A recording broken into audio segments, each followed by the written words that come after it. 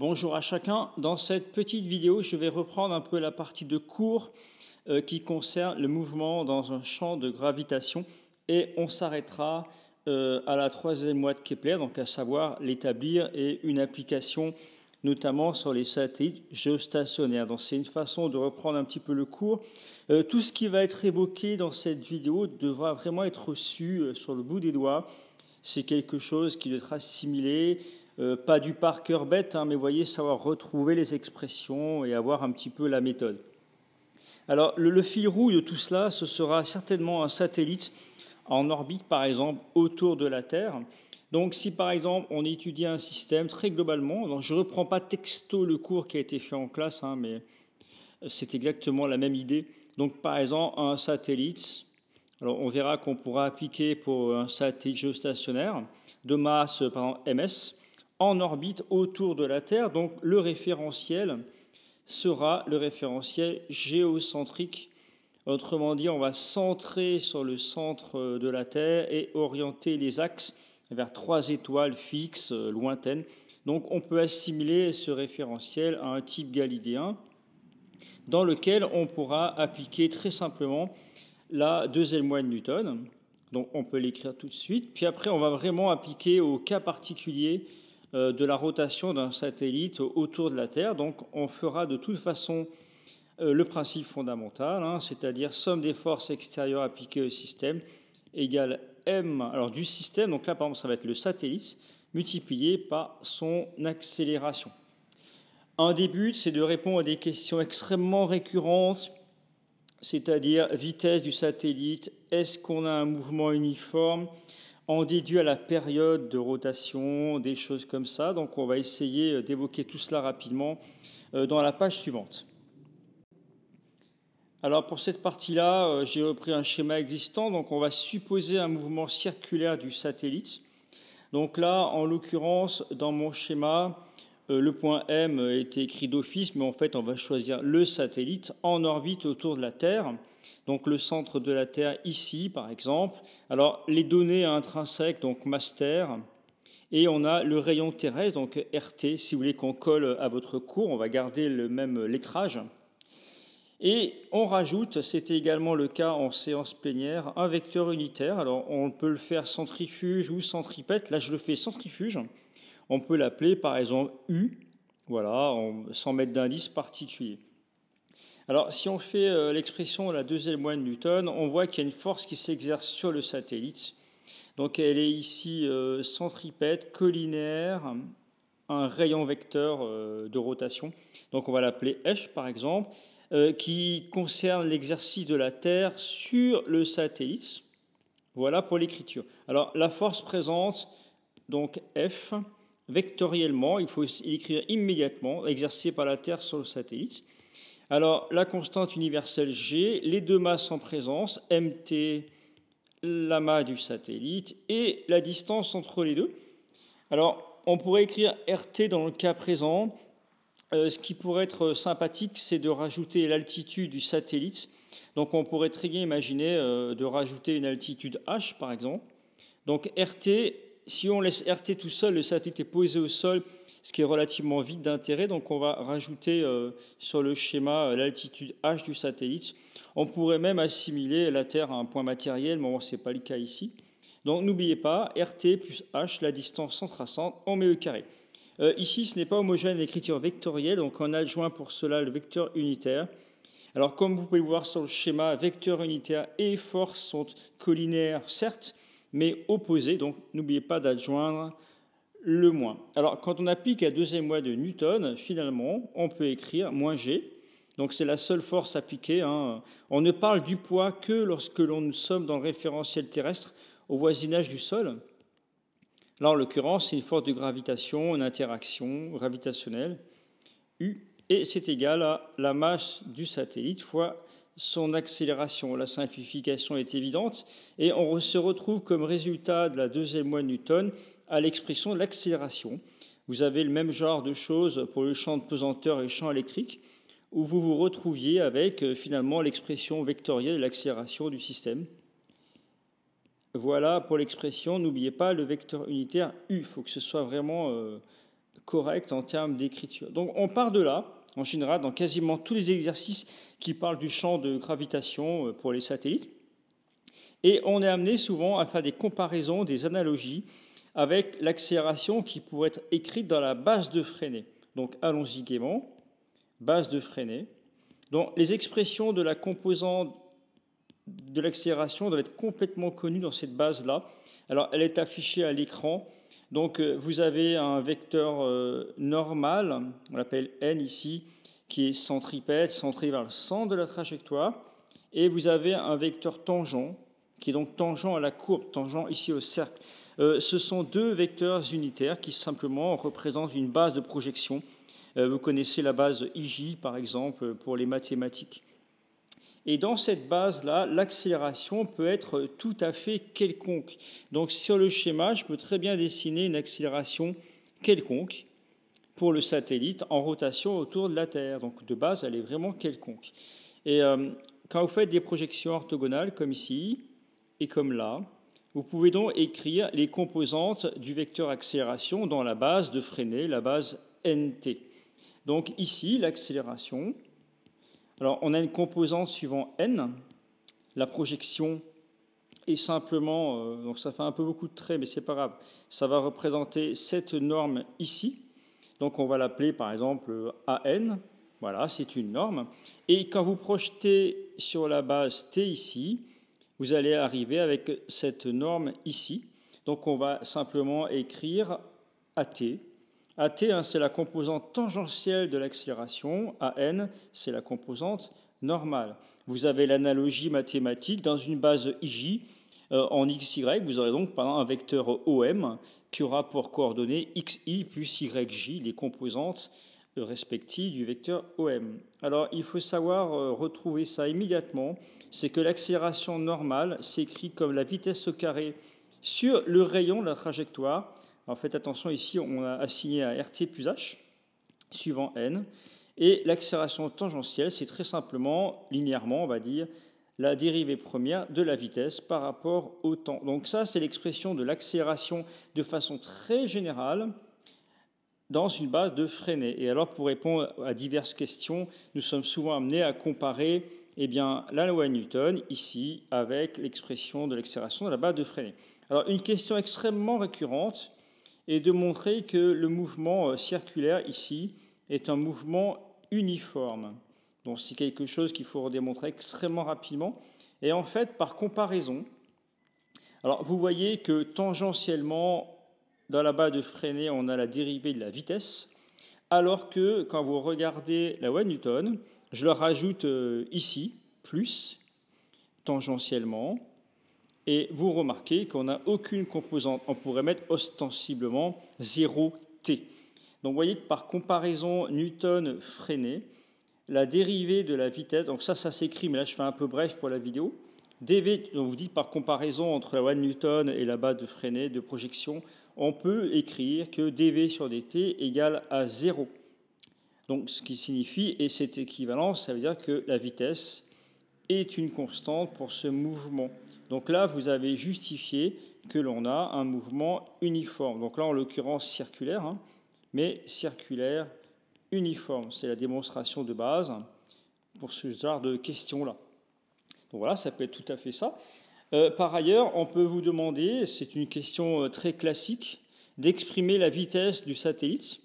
Donc la vitesse tangentielle, donc tangente à la courbe, elle est d'ailleurs représentée dans le petit schéma ici, donc V, qui est à chaque instant tangent à la courbe. Alors pour cela, c'est très simple, il faut commencer à comparer les composantes dites normales. Et vous voyez que dans la base de Freinet, on a V carré sur le rayon de la trajectoire. Bon, très bien. Et on ne peut pas tout à fait le comparer à cette composante-là. En effet, il faudrait pouvoir avoir les mêmes vecteurs de projection, les mêmes vecteurs unitaires. Alors, on n'est pas très loin. Si vous regardez sur le schéma, vous voyez que U est centrifuge alors que N est centripète. Ce sont deux vecteurs unitaires, donc on pourrait égaliser leurs normes. En revanche, à l'écriture vectorielle, les vecteurs sont opposés. Donc, à la place du moins U qui est dans l'expression de Newton, on va remplacer par N, les vecteurs étant opposés. Donc vous voyez, si je réécris la loi de Newton, l'accélération, finalement, on va avoir G, mais cette fois-ci plus G, masse de la Terre, masse de l'astre, hein, RT plus HS, enfin RT plus H dans cet exemple, au carré, suivant N. Et là, vous pouvez comparer. Vous pouvez comparer freiné, ici, avec Newton. Ça veut dire que ces deux composantes-là sont égales. Donc je vais écrire le résultat dans la page suivante. Alors, on avait pour freiner V carré sur RT plus H égale G, masse de la Terre, RT plus H au carré. Voilà, c'est parfait. L'expression de V est immédiate. Donc, si vous voulez perdre une ligne, on va écrire V carré. Le RT plus H, il monte. Donc, on va avoir GMT et il n'y aura plus que RT plus H puissance 1 au dénominateur. Vous passez sous la racine et vous avez l'expression extrêmement connue, un GM sur R. En général, on la retient comme ça.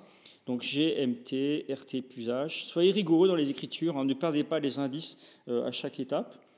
Et vous avez la vitesse tangentielle du satellite. Alors on pourrait être amené à la calculer. Et vous remarquez que évidemment, elle dépend du rayon de la trajectoire. Plus le rayon va être élevé, plus la vitesse tangentielle va être faible. Et ça dépend également de la masse de l'astre autour duquel gravite, par exemple, le satellite. Alors, il y a une question très courante également, c'est d'exprimer la période de rotation, on va dire, de révolution du satellite. Ça également, il faut être capable de l'obtenir extrêmement rapidement. Alors, pour ce faire, on n'en est pas très très loin, figurez-vous. On peut revenir très simplement à une formule de base que vous connaissez tous, vitesse égale distance sur le temps de parcours. Et là, vous dites, oui, mais la période, c'est quoi? C'est le temps d'un tour. Alors, pardon pour le rond qui n'est pas parfait. Quand vous faites un tour complet sur vous-même, ou plutôt ici, le satellite, un tour complet autour de la Terre, il a réalisé une révolution complète. Et la durée de cette révolution, on appelle ça la période. Donc, on va assimiler delta t à la période. Et à ce moment-là, la distance parcourue est égale au périmètre. Alors, je vous rappelle que le périmètre d'un cercle, c'est 2π rayons de base. Donc là, on va légèrement changer parce que le rayon, c'est quand même RT plus H. Voilà, et c'est simple. Du coup, V égale 2π rayons. Et vous divisez par la période. Alors, pour avoir cette fameuse période, évidemment, on va remplacer V par son expression. Et d'ailleurs, il est plus malin de monter le T ici, donc le V descend, je ne vous fais pas l'affront de vous faire le produit en croix ici, et vous mettez au carré. Alors finalement, on va avoir quoi? On va avoir 4π2. Vous allez avoir RT plus H carré. Hop. Et bien sûr, le V qui est descendu, là, va être écrit V carré. Au dénominateur, vous avez V carré. Mais V carré, on connaît l'expression, hein, c'est GMT RT plus H. On remplace donc GMT RT plus H. Alors faites gaffe, ne simplifiez pas n'importe comment les RT plus H. On n'enlève pas le carré là-haut, on n'enlève pas le RT plus H en bas. Mathématiquement, c'est archi faux.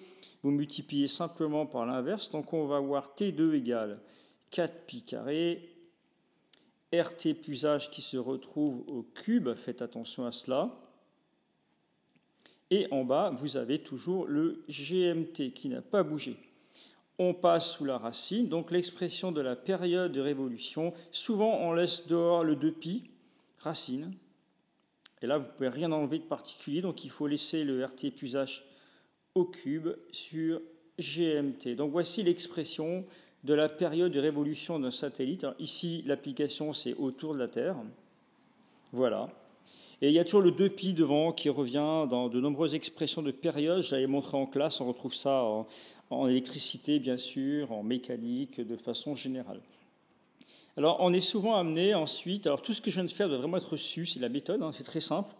On est souvent amené après à vous demander un petit peu l'expression des lois de Kepler, et notamment la troisième, donc qui est montrée ici de façon générale. Et il faut vraiment l'établir, c'est une loi extrêmement connue. Et elle relie la période notamment au rayon de la trajectoire. Alors souvent, le rayon de la trajectoire, on l'appelle petit a, comme c'est marqué dans cette formule-là, parce que très souvent, les trajectoires sont elliptiques, même si nous, on considère pour l'instant que c'est circulaire. Mais pour généraliser, le rayon de la trajectoire sera appelé petit a. Alors, comment on en déduit cette fameuse troisième loi de Kepler qui est vraiment fondamentale? Alors, c'était Johannes Kepler, hein, on ne va pas revenir sur le scientifique, si vraiment on fait des choses là-dessus. Eh bien, on n'est pas très loin, parce que si vous regardez cette ligne-là, on est en fait finalement à la troisième loi de Kepler. Il suffit simplement de descendre le rayon au cube. Donc, si vous regardez cette ligne, si vous regardez le geste, hein, t carré, hop, on descend, on fait simplement un produit en croix, le rayon de la trajectoire qui est au cube, il passe en dessous. Que reste-t-il? Il reste 4π2 sur GMT. Alors, ce qui est remarquable ici, c'est que le second membre, 4π carré sur GMT, c'est une constante ici. Donc, souvent, on écrit c'est égal à une constante, globalement. Donc, en fait, on peut résumer la troisième loi de Kepler en disant que le carré de la période rapporté au cube du rayon de la trajectoire est une constante. Et par exemple, dans le système solaire, c'est valable pour toutes les planètes qui orbitent autour du Soleil. Donc ça, c'est vraiment la troisième loi de Kepler. Donc ici, appliquée au satellite, on va la généraliser en écrivant que le carré de la période de rotation, de révolution plus rigoureusement, d'un objet, mettons, autour du Soleil, sur le cube de son rayon de trajectoire, qui peut être variable, c'est égal à une constante. Ça, c'est vraiment la troisième loi de Kepler généralisée. Et si par exemple vous travaillez autour du Soleil, vous allez écrire c'est égal à 4π2 sur GMS. Alors ça permet de faire beaucoup de choses, hein, d'observer les objets. Les astronomes adorent observer les planètes autour du système solaire, d'en déduire par exemple leur masse en ayant simplement la mesure des périodes, des rayons de trajectoire. On peut trouver la masse. Et inversement, en connaissant la masse du Soleil précisément, déterminer les rayons de trajectoire des planètes orbitant autour du Soleil. C'est quelque chose d'assez puissant et tout à fait actuel, hein, ça n'a pas changé pour autant, c'est vraiment empirique pour beaucoup d'astronomes. Donc ça, cet établissement, dans cette page-là que vous voyez, est vraiment à connaître à fond. Alors, une application de tout cela, c'est par exemple ce qu'on appelle, je vais changer de couleur, on appelle ça les satellites géostationnaires. On a fait un exemple numérique en cours, je vais le reprendre extrêmement rapidement. Alors, qu'en type de particulier, il y en a beaucoup. Alors, vous avez quelques images comme ça de synthèse. Alors, celle du bas représente, c'est une application qui fait ça, américaine, qui essaie de modéliser un petit peu la présence de tous les satellites qu'il peut y avoir autour de la Terre, ainsi que les débris. Donc, par exemple, il y a 15 500 satellites officiellement et autant de débris, finalement, autour de notre Terre. Je ne sais pas si le J va fonctionner. Ce que je vous montre ici, c'est la rotation d'un satellite dit géostationnaire.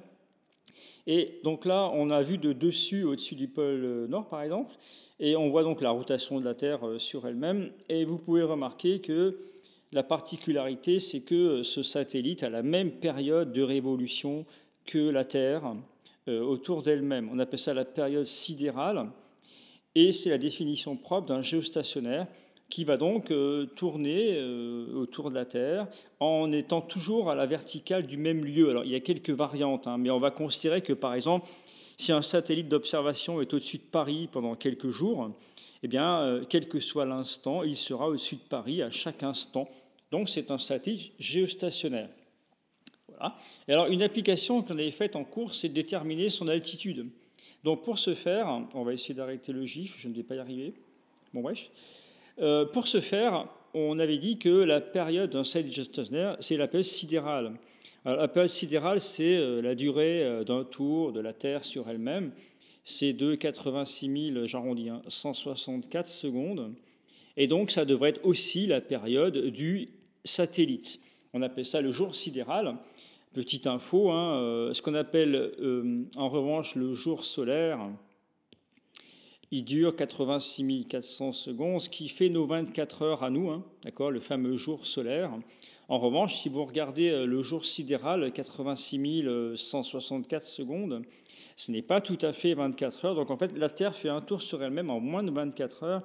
C'est plutôt 23 heures. La valeur est extrêmement connue pour les scientifiques, 56 minutes 4 secondes. Voilà, ça c'est le tour de la Terre sur elle-même, et il est en augmentation depuis très longtemps, ça ne peut qu'augmenter. Voilà, et la question c'était quelle est l'altitude du satellite à ce moment-là. Alors si vous prenez des valeurs numériques type RT, rayon de la Terre, 6371 km. Si vous prenez une masse de la Terre, donc je prends la masse de la Terre la plus utilisée dans les calculs, 5,97 10 puissance 24 kg, et la constante universelle G, 6,67 10-11, en unité du système international. Eh bien, question, quelle est l'altitude du satellite géostationnaire? Alors, bon, pour ce faire, on va changer de page également. Donc, retenez bien ces valeurs. L'application numérique a été faite en cours. Alors, vous voyez, par exemple, avant de faire le petit calcul de l'orbite en termes d'altitude, à gauche, je vous ai placé des orbites assez classiques pour les satellites. On a du GLONASS pour les satellites, pour le GPS, des triangulations. On a Hubble, on a l'ISS. Alors l'ISS qui est autour de 400 km d'altitude.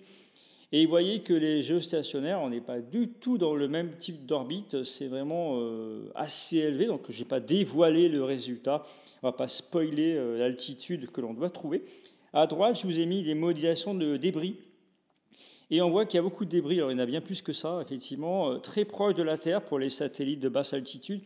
Et vous repérez effectivement une orbite qui ressort ici et qui correspond aux débris des satellites géostationnaires, donc qui eux aussi produisent des débris qui restent très longtemps en orbite géostationnaire parce que la vitesse est relativement constante à cette altitude-là.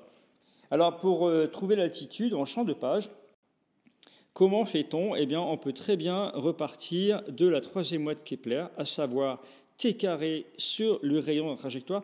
Alors, on va prendre le rayon complet, donc RT plus H géostationnaire au cube égale une constante, et la constante, c'est 4π2 sur Gm. Alors, retenez que le grand M ici, c'est toujours la masse de l'axe central. Donc là, c'est la Terre. Et nous, que veut-on? Eh bien, on veut l'altitude du géostationnaire. Alors, pour faire ceci, rien de très compliqué.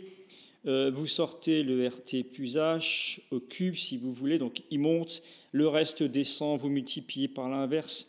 N'empêche que faites-le, parce que beaucoup d'élèves ont du mal avec cette petite gymnastique qui est triviale. Et bizarrement, j'ai remarqué depuis quelques années que ça devient compliqué pour un certain nombre d'élèves. Ce n'est pas évident le produit en croix, d'isoler une inconnue, par exemple. Donc là, en fait, j'ai fait RT plus H au cube. J'enlève le cube, ça veut dire que vous passez tout sous 1/3. D'accord? On répétera que la racine énième, la racine cubique, ici en l'occurrence, c'est équivalent à puissance 1/3. Ça allège un petit peu l'écriture. Et pour avoir H, eh bien, vous sortez H ici. Donc on aura T carré. Alors bien sûr qu'on pourrait mettre T 2/3 si vous voulez. Mais on va laisser comme ça. Faisons plus simple, 4π carré. Alors attention, pas d'erreur. Tout ça, c'est 1/3. Et le RT est passé de l'autre côté. Voilà pour l'expression de l'altitude du géostationnaire et l'application numérique. Faites-la vraiment, c'est des conseils que je donne tout le temps. Ça paraît trivial, mais en fait, sur une copie, vous pouvez très bien vous tromper, c'est fréquent. Même chose, application numérique, tout ça paraît très très simple, il n'y a pas de log, il n'y a rien. Eh bien, il y a beaucoup d'erreurs de calcul. Donc, faites-le vraiment chez vous, prenez votre temps. Donc, T carré, alors c'est 86 164. On reste en secondes. Bien sûr, vous n'oubliez pas le carré, ce serait ballot à ce moment-là d'oublier le carré dans le calcul. Le 6,67 10-11. Masse de... Alors j'ai mis S pour soleil, mais ce n'est pas réflexe. Mais là, on est autour de la Terre, donc on va prendre masse de la Terre. J'ai une petite, toutes mes confuses pour ce petit indice. 5,97 10 puissance 24. Vous laissez en kilogrammes, officiellement, dans le système international. La masse est en kilogrammes, donc on ne change pas. 4π carré, 1/3. Même chose, il faut savoir taper 1/3 à la machine, c'est pas toujours évident. Et on a 6371, pas d'erreur s'il vous plaît, vous mettez en mètres, faites gaffe. C'est pas parce que votre résultat peut être écrit en kilomètres qu'on laisse en kilomètres. Ici c'est faux, faites attention à cela. En termes d'homogénéité, ce terme sera homogène à des mètres, donc si vous retranchez les kilomètres, c'est faux. Alors faites le calcul, j'encourage vraiment à le faire, j'ai arrondi et j'ai mis en kilomètres d'office. On trouve 35 779 km pour l'altitude du géostationnaire. C'est à cette altitude que sont envoyés en orbite les satellites géostationnaires. Il y en a beaucoup, vous avez vu le nombre de débris. Alors souvent, on l'arrondit celle-ci pour mémoriser à 36 000 km. C'est très élevé, hein. Je rappelle que l'ISS, avec Thomas Pesquet, qui va revenir sur Terre très bientôt, gravite aux alentours de 400 km. Pourtant, ça paraît être extrêmement élevé. Là, on est à 36 000, hein, rien à voir. Voilà pour l'application numérique. J'espère que ce cours a été compris. Il faut le maîtriser à fond. Donc tout ce que j'ai présenté, n'en faites pas des fiches Bristol. Vous allez passer 2 heures à faire des fiches, là, stabiloter dans tous les sens. Non, franchement, il faut savoir refaire, comprendre. Ça prend sûrement plusieurs essais, mais il faut savoir refaire cela. Et donc, en vue, évidemment, des prochaines interrogations et ou évaluations sur le sujet. Voilà, à très bientôt pour une prochaine vidéo. Bon courage à tous.